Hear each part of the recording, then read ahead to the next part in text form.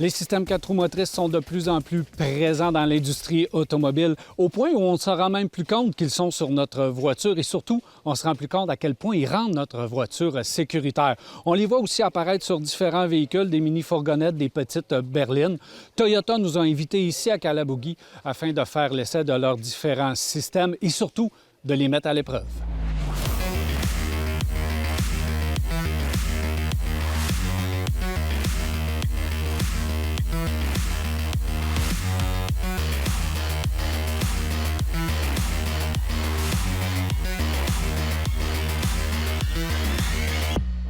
Afin de faire l'essai de leurs différents systèmes, Toyota nous ont proposé plusieurs exercices qui nous permettaient justement de mettre en valeur la différence entre les systèmes de traction intégrale qu'ils proposent. Avant de parler de ces exercices, parlons un peu des systèmes offerts justement par Toyota parce qu'ils offrent une gamme de produits très complète. Donc, tout ce qui peut y exister comme système de traction à 4 roues motrices, on l'offre du côté de chez Toyota.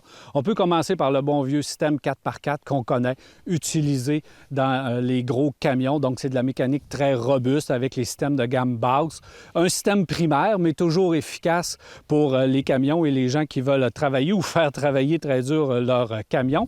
Et il y a les autres systèmes de traction intégrale. Système de traction intégrale plutôt traditionnel, donc un système avec un véhicule qui est basé justement sur un véhicule à traction avant, qui envoie de la performance à l'arrière si les roues glissent. Donc, il y a une mécanique entre les roues avant et les roues arrière. Et le nouveau système. Le système que Toyota veut mettre en valeur, c'est-à-dire un système 4 roues motrices, mais jumelé avec un véhicule hybride, ce qu'on voit apparaître de plus en plus sur le marché. Quelle est la différence avec ce système? C'est qu'on n'a pas d'éléments mécaniques entre les roues avant et les roues arrière. On utilise plutôt un moteur électrique sur l'essieu arrière qui amène la traction. Donc, ça élimine quand même beaucoup de pièces mécaniques, un peu moins d'entretien.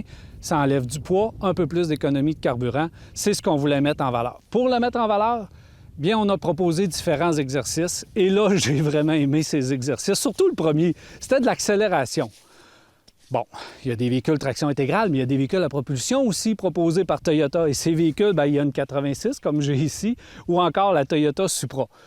On l'a placé en compétition avec des véhicules non traditionnels, comme la Sienna. On sait qu'on propose maintenant la Sienna en version hybride, mais traction intégrale également. Donc, on avait une belle petite piste d'accélération ici.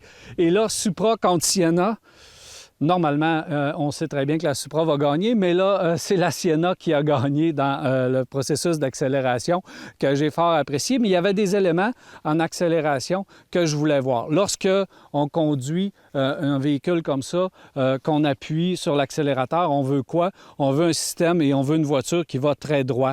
La façon dont on a calibré le système de traction intégrale chez Toyota avec la Sienna, elle va vraiment très, très droite et elle reste stable, autant en accélération qu'en freinage.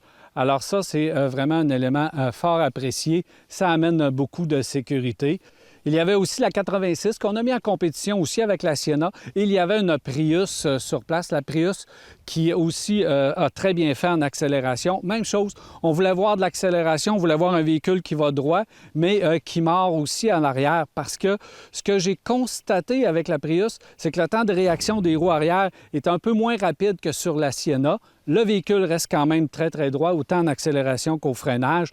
Et évidemment, la Prius a battu 121 chevaux, puis on a battu la Supra et on a battu la 86 de façon évidemment très claire. C'était, on le s'en doutait là, quand même, parce que les véhicules à propulsion comme ça n'est pas fait pour l'hiver et surtout pour faire de l'accélération l'hiver. On peut l'utiliser l'hiver. C'est pas vrai ce que je viens de dire, on peut l'utiliser l'hiver. 4 bons pneus à neige, dans de belles conditions, on sort sa voiture, on peut avoir du plaisir, mais il faut conduire dans les limites du véhicule parce que, évidemment, on a moins de traction. Autre exercice qu'on avait, c'était avec les RAV4. Bon, RAV4, c'est le véhicule chouchou chez Toyota.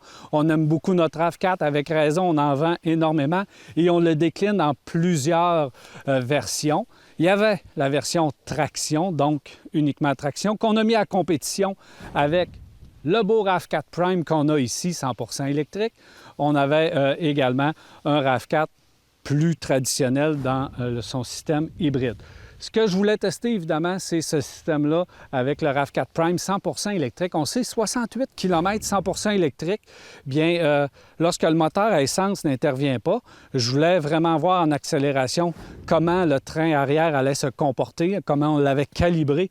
Et encore une fois, beaucoup de traction. Il y a beaucoup de puissance dans le véhicule, au-dessus de 300 chevaux. Mais encore une fois, il va très droit. On l'a bien calibré. La réaction des roues en arrière, ça se fait à merveille. Alors, j'ai vraiment apprécié. Dans le cas du RAV4, plus traditionnel qu'on avait, on avait un TRD Pro, le véhicule va très, très bien. On choisit son mode de traction et il n'y a pas de problème de ce côté-là. Au point où, entre un hybride, un traditionnel et un RAV4 Prime, j'ai pas vu beaucoup de différence dans le système, dans la traction du système. Un peu d'hésitation dans le véhicule hybride et un système d'antipatinage qui est un petit peu trop intrusif, mais à part de ça, dans la traction en tant que telle, j'ai pas vu vraiment de différence. Et c'est ça qu'on voulait nous prouver du côté de chez Toyota. On voulait nous prouver qu'un système traditionnel et un système jumelé avec un système hybride, donc avec un moteur électrique sur l'essieu arrière, fait un travail équivalent d'un système tout à fait traditionnel. Et c'est vraiment réussi. Si c'était l'objectif, c'est réussi. Mon constat, si vous pouvez vous offrir un véhicule, que ce soit hybride ou traditionnel, muni d'un système de traction intégrale, ça fait vraiment une grosse différence. Ça rend nos véhicules beaucoup plus sécuritaires.